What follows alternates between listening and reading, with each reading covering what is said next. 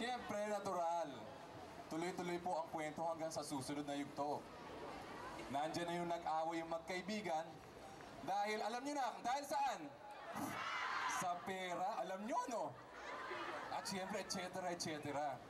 Makalipas ang 6 na taon, umuwi si Adele.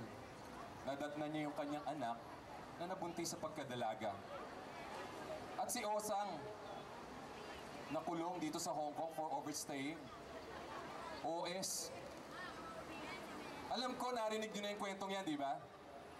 Narinig nyo na? Pero hindi nyo pa napapanood. Ang isang awitin na nakahuli o nakasamsam sa damdamin ng ating mga bida ay ang awiting ito. Pakinggan natin.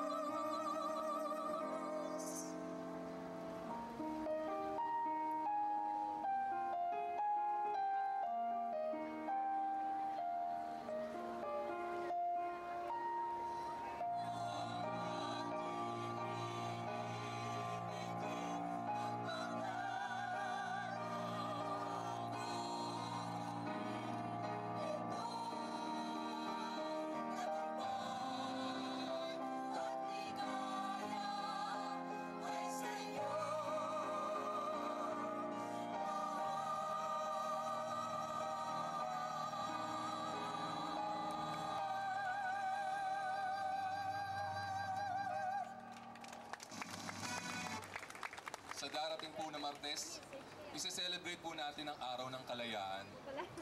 Marami nagtatanong, kalayaan saan? Kalayaan na ano? Eh bilang isang bansa, mahirap pa rin tayo. Higit sa 7 milyong Pilipino ang nasa abroad para kumita lang ng dolyar. Para mabigyan ng magandang kinabukasan ng kanilang mga pamilya. Malaya ba sila? Anong klaseng kalayaan meron sila? Hindi po ito masasagot ng ating dula ngayon. Pero may papakita nito na hindi lamang tayo preso ng ating kahirapan, kundi preso tayo ng ating mga sarili.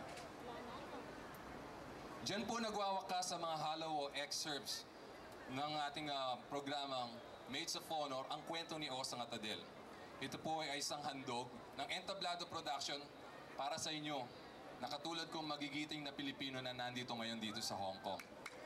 Maraming salamat po sa inyo lahat.